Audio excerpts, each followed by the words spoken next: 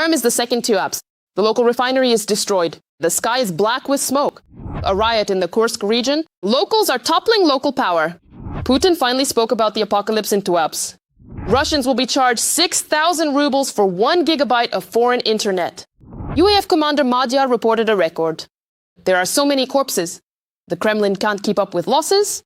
In Yekaterinburg, a housing office hired hitmen to kill a resident who complained about them. King Charles publicly humiliated Trump. You have to hear this. In Russia, a vet responsible for the cattle plague was shot dead. Mobilization in the coming days. Belarus closed entry to Russians of military age. The most shameful May 9th parade. The details are known. The operation to liberate Transnistria has begun. Russian forces are blocked. It is a total defeat. Moldova is celebrating. Greetings, my name is Karina Klishin. And right now, the main news. But first, like this video and subscribe to our channel so we don't lose each other. On the vastness of YouTube, everything is going to plan for Putin. Today, the SMO plan is to bomb the Urals. Perm decided to compete with Tuapse on who has the best scenery, 1,500 kilometers from the border. I took a photo with my camera and basically it's really bad there.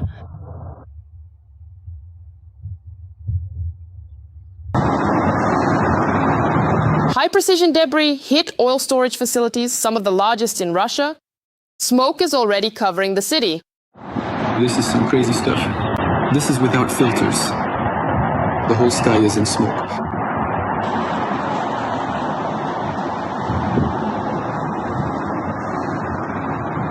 So now the residents of Perm are rich. Oil rain has started falling on them too. Here's the smoke in reality from Nagorny. And on the car too. Well, it seems to smear, not like in Tuapse, though. It's just soot. Well, the ecological disaster has reached us too. Look. Little oil rains. In Tuapse itself, everything is stable. The city's destruction is under control.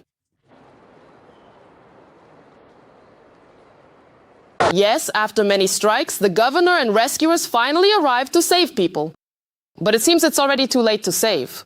Tuapse has a real ecological disaster that will be felt for another 10 years. The city is literally being flooded with burning oil. Here's the irrigation. Is the situation controlled? We are controlling it now, yes. Holy crap! It's over. It's been raining oil in the city for almost 2 weeks. And there's no air to breathe. Rivers are on fire, boiling oil products flow through the streets, burning through cars. They can't clean the fuel oil from the Black Sea fast enough. Locals are being evacuated, though. Recorded. Oh my goodness. A tank burst. It's too hot to stand by the window. Everything's leaking. Everything. Basically, it's all coming out. But what's most interesting is that Putin also publicly mentioned Tuapse. And he quite calmly stated that there are no serious threats there. Well, that's just great. Strikes on energy facilities in Tuapse, which could potentially cause serious environmental consequences. Though the governor just reported he's on the scene. Well, at least he was there a couple of hours ago. It seems there are no serious threats and people are managing on the ground with the challenges that they are facing. Well, I guess not then. No reason for Tuapse to cry about it. Damn! Whoa! Seriously, what an absolutely incredible gift this is. Santa Claus with a red nose. Holy crap. Wow, look at that tree really burn. Incredible! Reading the comments on previous episodes, I see that many of you watch us from Europe, Kazakhstan, Moldova, and even the US. We Ukrainians are grateful for your support and proud to have such sensible viewers. Tell us in the comments of this episode which country you're watching from and if people there support our fight against the evil empire. I always enjoy reading your comments, but for now, let's move on. Next, the most interesting part. The Russians now have fewer opportunities to attack Ukraine. Special Operations Forces destroyed an Iskander missile system storage site in temporarily occupied Crimea.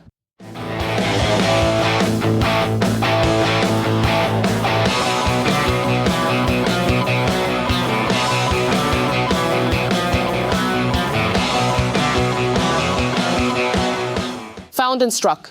Russian missile systems were hit by middle strike unit drones near the village of Ovrashki, 40 kilometers from occupied Simferopol. From there, missiles could reach the front line or Ukraine's rear cities in just a few minutes. The key word is could. But Ukrainian drones aren't just taking out enemy equipment, they're also methodically thinning the ranks of the Russian army. The commander of the Unmanned Systems Forces, Robert Madyar Brovdi, said that for several months now, the AFU has been killing more occupiers with drones than the Russian army can mobilize. Starting from December 2025, for the first time, we've balanced how many the enemy mobilized for the SMO, and how much of the enemy's manpower was destroyed thanks to drones, which is proven within the current Delta operational awareness system. But even more than the destruction of Russian boys, the Kremlin is annoyed that Ukraine's reach extends far, very far, deep into Russia. Now 1,500 kilometers deep into Russian territory and 2,000 kilometers is an uneasy rear. The freedom-loving Ukrainian bird flies there whenever it wants, and wherever it wants. Well, with our military, it couldn't have been any other way. The sanctions of Ukraine's defense forces are the most effective. I never tire of admiring the courage and heroism of Ukrainian warriors. They hold the front and stand against a massive horde that significantly outnumbers them. So I urge you to support the AFU, and if you can't do it financially, write words of support in the comments. I know they're watching us. Zelensky has set a task to provide the army with 50,000 ground robotic systems this year. What's special about these systems? What problems and dangers exist, and how are they used at the front? All the details are in the report. A big step in the defense of the state. President of Ukraine Volodymyr Zelensky ordered an increase in the production of ground robotic systems for this year. Production and supply volumes must be increased. For this year, a contract has already been signed for more than double the volume compared to last year. And this is a level that definitely needs to be even higher. There's a task for the Minister of Defense of Ukraine and the General Staff, at least 50,000 GRS for this year. The head of state believes this is the next big step in defending Ukraine, which truly impacts the situation. After the transition to drones has already taken place, everyone must understand this is about protecting lives, logistics at the front, evacuating the wounded, combat missions. Right now, the use of GRS specifically is being developed as actively as possible. ground robotic systems are unmanned systems designed to perform a variety of tasks. In frontline conditions, these iron helpers can perform logistical missions, reconnaissance, evacuation, or even fire, minimizing risks to personnel. Any robotic system is essentially an unmanned combat unit. It is a type of vehicle that is remotely controlled, with its crew safely located in a shelter. Depending on its specific functions and intended purpose, it can then be either a transport vehicle or a combat machine. According to the advisor to the Minister of Defense, Serhiy Flashbeskresnov, it's robots that can significantly change the course of hostilities and become the answer to Ukraine's limited human resources. There's a real boom in GRS in the country. 15 GRS are receiving NATO certification. In my opinion, this is the future of ground warfare. This is what will change the course of ground battles. And now I'm very glad that this topic is becoming our priority. We don't have as much mobilization resource as the enemy. That's why our robots will be fighting instead of the infantry. No, this isn't science fiction. This is what many brigades are already demonstrating. Will the enemy destroy the GRCs? Of course they will. Is one life of our soldier worth even 100 GRCs? Of course it is. It's just metal. Last year, the Ukrainian military captured Russian occupiers for the first time using ground robots and drones, without any infantry involvement. And since then, such operations have become a common practice. The military notes that GRCs help to hold back the enemy and preserve the lives of the soldiers, so they plan to actively expand their use even further. Ground robotic systems in general have really been waiting for their time, you know. Unmanned combat units, well, they will actually play an increasingly significant and important role. Here, for example, is exclusive footage from the Pokrovsk direction. During a combat mission in the Donetsk region, special forces from the GUR Iron Group used a Fury GRC equipped with a combat module. The robotic complex, which was placed at a forward position, carried out monitoring of a specific sector and provided fire support against the occupiers. Thanks to Fury, the GUR soldiers were able to safely maneuver and improve their tactical position. Well, these images are both surprising and heartbreaking at the same time. An elderly woman walking along a road under fire in the Lyman direction was spotted by pilots of the 60th Mechanized Brigade. With no hope of survival, she walked past shell craters and the bodies of fellow villagers until a robot came for her. Soldiers from the Cerberus Unmanned Ground Systems Company took charge. To avoid scaring the woman, they covered the ground robot with a blanket and a message. "Grandma, sit down."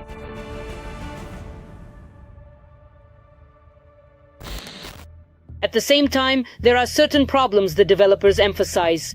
Compared to millions of drones, the number of GRCs delivered is in the thousands, which is a drop in the ocean for the battlefield. Military expert Pavlo Lakichuk points out other important aspects as well. Well, right now the Russians consider the drone control points, the robotic system control points to be their absolute number one target. And not without reason, because training an infantry squad that's holding some line there, that's one level. But training a crew like that is really a whole other level. It's a much bigger challenge, a whole other level of intellectual capability and expertise. The value that comes from reaching that point, from having a team with that kind of skill and knowledge, is on a completely different scale. The likelihood of such a soldier being present increases over time. Both literally and figuratively by an order of magnitude. Ukraine's plans were announced yesterday by Defense Minister Fedorov. According to him, Ukraine plans to significantly increase the supply of ground robotic systems for the front. According to the minister, in the first half of 2026, the state wants to contract 25,000 robotic systems, which is twice as many as in all of 2025. The main task now is to meet the front's needs for robotic systems and speed up their delivery to the troops. Putin is desperately trying to restrict the internet for Russians. So a new idea has emerged on how to restrict VPNs for Russians as well. Now Russians will be charged 6,000 rubles for 1 gigabyte of foreign internet. This was stated by Klimenko, the head of the Council of the Russian Digital Economy Development Fund. Supposedly, this way even fewer people will be able to use that VPN of yours. And the head of the HRC, Valery Fadiev, added fuel to the fire, stating that Russians aren't looking for an alternative opinion but for what the enemy says. Curiosity is now forbidden and all alternative points of view are considered hostile. Oh, but once upon a time, Putin was telling completely different stories. What restriction on communication on the internet? The internet is truly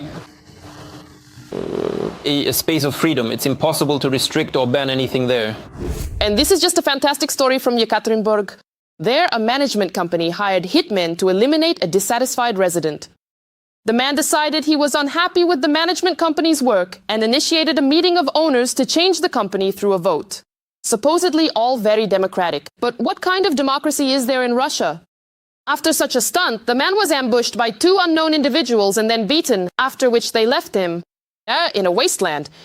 But he managed to survive and went to the police. In the end, the hitmen were natives of Central Asia, and now they are behind bars. I wonder if they dealt with the management company? It doesn't get any better than this.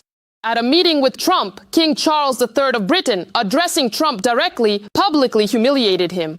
See for yourselves. You recently noted, Mr. President, that if it weren't for the US, European countries would be speaking German. Allow me to say that if it weren't for us, you would be speaking French.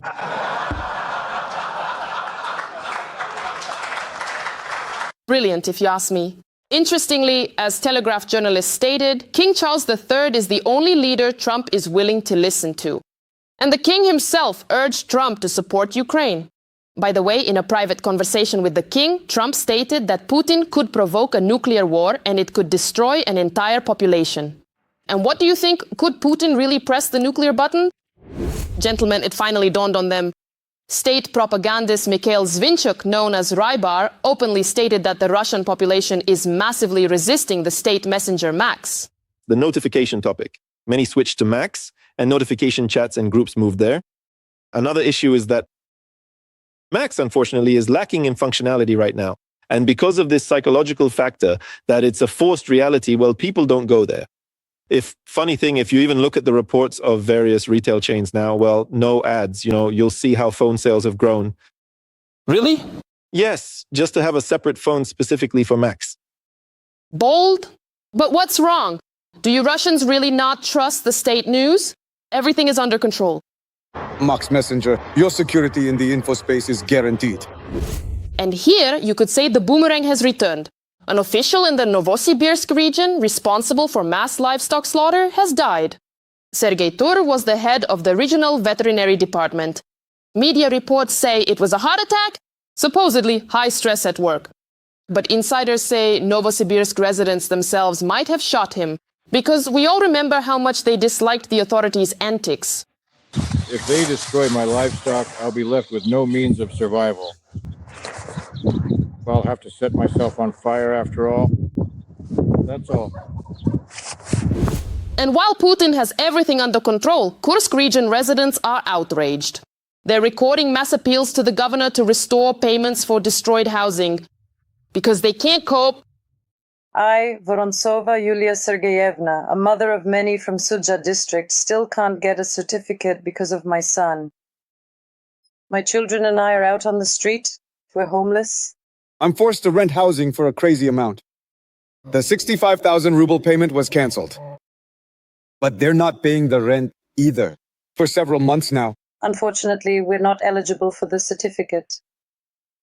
Renting a place is very expensive. And that's because your payments go towards new missiles that Putin launches at Ukraine. War is expensive, and literally every Russian will pay for it out of their own pocket. From an engineer in the Kursk region to a stall owner in Vladivostok. To have internet and avoid mobilization, Russians have rushed to Belarus for permanent residence. Or they're escaping Russia through Belarus. But here's another surprise. Now Belarus has stopped letting Russians go abroad, especially those who are conscripts. Belarusian border guards announced the launch of a shared database with Russia. And now conscripts, Russian citizens, cannot leave for any country. The first case of departure has already been recorded. Recorded, turned around, and sent back. There will be no military equipment at Putin's May 9th parade. None. And the event itself promises to be short and very modest. So what happened? No tanks left. Or is it Ukrainian missiles? They're scared on Red Square. More on the latest flare-up of victory mania among Russians next. The Kremlin has begun considering cancelling the parade due to intense fear, but they're trying not to show it. It's the realization that they definitely cannot protect Moscow. They're afraid to hold the aerial part of the parade in Moscow. There's no victory mania. The Immortal Regiment was cancelled long ago, and now the parade is cancelled too. There's no preparation for the troop parade on Red Square. Former company commander of the Adar battalion, Yevhen Diki, believes the aggressor country's air defenses still can't distinguish between friend and foe aerial targets. Because of this, the only way to hide from the sky is to cancel the May 9th parade. They don't have IFF systems, so the only way to protect themselves from our drones on this holiday is to give the order to shoot down everything that flies. And even the ground parade on Red Square is now also in question. The May 9th parade, a sacred ritual for Putin, will take place on Red Square without military equipment, only with a marching column. According to sources, only a few hundred guests will be present instead of the usual thousands. The entire performance will last less than an hour. The propaganda machine will claim that this was planned from the very beginning and has nothing to do with drones. Nothing has changed in a year. Putin was afraid of a Ukrainian strike on Red Square on May 9th of last year. He was worried that Russian air defenses wouldn't be able to intercept the Chrome 2 with its 500-kilometer range. Are we planning to invite foreign guests for May 9th? Well, I can say that a number of statesmen have already expressed their desire to arrive in Moscow for May 9th. We have confirmed our readiness to receive them. So on May 9th, there will be a parade, a holiday, but there will also be international context for our president. Will there be Western ones specifically, or is it just CIS countries? Well, I wouldn't really want to reveal the names of those who are coming right now, but I can say that several people, as I mentioned, have already expressed their interest, and we have confirmed their invitations. To this day, Moscow remains silent about who will attend the annual Victory Mania parade, stating that the information will be available later. Only Lukashenko has confirmed his participation in this parade. Can you imagine? A nightmare. But that's not all. For Slovak Prime Minister Robert Fico, European countries refuse to open their airspace for the flight. Lithuania and Latvia have already announced they won't allow us to fly over their territory during the flight to Moscow. Why? I'm sure I'll find another route, just like last year when Estonia ruined our plans. Later, Fico stated he wouldn't attend the parade in Moscow on May 9th, but would still fly to see Putin. The same Serbian president who attended last year was unable to answer when asked whether he would venture such a move again just to please the Kremlin dictator. To be honest, I haven't really decided yet, but I was actually there last year. For Putin, inviting foreign guests is proof that he's still someone to be reckoned with. In early April, pro-war blogger Ilya Tumanov, also known as Fighter Bomber, reported that authorities were debating whether to hold the parade in Moscow or St. Petersburg. In the end, they realized that moving the celebration from Red Square would be a defeat. So to keep the same location, they reduced the number of guests and the duration.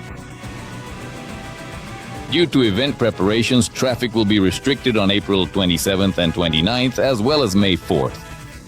Unusually, the first parade rehearsal hasn't been announced yet, even though it's typically held in late April. Only one piece of official information has been released. The dress rehearsal is scheduled for May 7th. Even if they hurriedly rush something through at the last minute and march across Red Square, the mere fact that they're forced to prepare this in secret. Parade rehearsals have always started in Alabino. But even the training grounds group, which covers the preparations every year, warned that the parade will happen. However, some participants have been removed from it. Everything's going according to plan. According to plan? According to plan. According to plan? Just according to plan. Right on schedule. On propaganda broadcasts, they pretend everything is under control, simply all for the sake of safety. Can you imagine right during the parade at the Eyes Right Attention Command, a missile alert is announced? And then what? What's going to happen? Well, obviously the broadcast will cut out, you know? But what will be going on in the square and around it?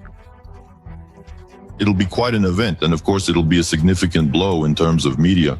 For Putin, the parade is an annual way to show the world his legitimacy and capacity for negotiations, to establish his image as a leader on the global stage. But the dictator is simply trying to create an illusion of strength. What happened? Why is all this happening? Last year, parades were cancelled in the Kursk, Belgorod, Bryansk and Lipetsk regions on May 9th. The reason for this decision wasn't just the occupiers' fears of potential Ukrainian Armed Forces attacks. Collaborators in temporarily occupied Sevastopol also cancelled the May 9th parade for security reasons. It's telling that the regime, which for decades built a cult of strength and invincibility, is now forced to look over its shoulder and weigh risks even during its major symbolic events. The operation to liberate Transnistria from the Russian Federation has begun. The region is completely cut off from Russian supplies, and Ukraine is ready in every way to help Moldova finally reclaim its lands. Our journalists have all the details. Putin is furious. Russia is losing its influence in Transnistria. There is really nothing at all unexpected for us here, honestly, but the statistics do in fact confirm it. At the beginning of 2026, Moldova officially began the process of peaceful reintegration of Transnistria, developing a plan for the deoccupation and demilitarization of the region together with the EU and the US. We need a process through which the demilitarization, deoligarchization and democratization of the region will occur, and to implement this stage, we will need international support. This is exactly what we are discussing now, primarily with the EU. So this is part of the discussion regarding the reintegration plans. While previously Chisinau only called on Russia to withdraw its troops at international forums, the authorities have now introduced real mechanisms for the economic and logistical isolation of the Russian contingent. In April, Moldova took an unprecedented step by declaring the leadership of the operational group of Russian forces persona non grata. This effectively blocked their ability to travel outside the region. Any attempt to leave Transnistria will lead to deportation and a lifetime ban on entering Moldova. There have been many painful blows, so for now, Putin will probably just, let's say, publicly ignore it all and pretend that nothing is happening. Although, of course, well, yes, he might very well be planning some kind of revenge. As long as Russia maintains its imperialistic claims, it will hold on to this region. So, to be honest, I believe more in not peaceful, but some combination of forceful means. But at the same time, naturally, Moldova won't be able to do this without Ukraine's support. The situation around Transnistria is indeed becoming increasingly difficult for Russia, which is causing serious concern in the Kremlin. On April 2nd, the Moldovan parliament officially cancelled the main agreements on the CIS. Now, the country is no longer a part of this organization on paper. This is largely a symbolic gesture simply because, well, the CIS as an effective structure has long ceased to exist. That is, Russia continues to nominally hold some summits and other activities there, but overall everyone understands perfectly well that no CIS actually exists de facto. So it's a symbolic gesture, a symbolic break with Russia. Transnistria is a region of Moldova that was effectively occupied by Russia following a short but bloody war in 1992. Since then, Moscow has been using this region for its own purposes. The Transnistria conflict was frozen for a long time, and it seemed like no one was really eager to unfreeze it. Everyone accepted the status quo, even though Moldova never gave up its claim to its territories. But the focus was mainly on non-military tools for reintegrating these territories, for instance through Moldova's European integration. President Maia Sandu believes that a peaceful resolution to the conflict in unrecognized Transnistria is possible, because Ukraine is keeping the Russian army far away from Moldova's borders. We know that the initial plans for Russian aggression against Ukraine involved a fairly rapid advance to Moldova's borders, and at the very least the annexation of Transnistria by Russia. And it's possible that this aggression would have continued against Moldova itself in the context of revanchist intentions to restore the Soviet Union. So, essentially, Moldova exists as a state today only because Ukraine continues to resist Russia. In essence, the war in Ukraine has accelerated Moldova's break from Russia and its move toward the West. Chisinau maintains neutrality, but is effectively in a close partnership with Ukraine, seeking security through European integration. The most important factor is the Russo-Ukrainian war, which also represents a certain window of opportunity for Moldova. Well, while Russia is bogged down in the war against Ukraine, experience shows it lacks the resources to pursue any aggressive policy, in other parts of the post-Soviet space. I mean, you only have to look at the South Caucasus and other regions. Russia is currently undergoing a massive process of geopolitical retreat. The Kremlin is losing positions that previously seemed unshakable. For 30 years, Transnistria was an ideal tool for control. Today, that lever is broken. Tensions between Ukraine and Israel are rising. A Russian ship carrying grain taken from occupied Ukrainian territories has docked in the port of Haifa, according to media reports. Israel insists that the ship has not yet entered the port and has not submitted its documents. The vessel has not entered the port and has not yet submitted its documents. After a preliminary round of diplomatic sparring, Israel's foreign ministry again told Ukraine that matters should be resolved outside of social media.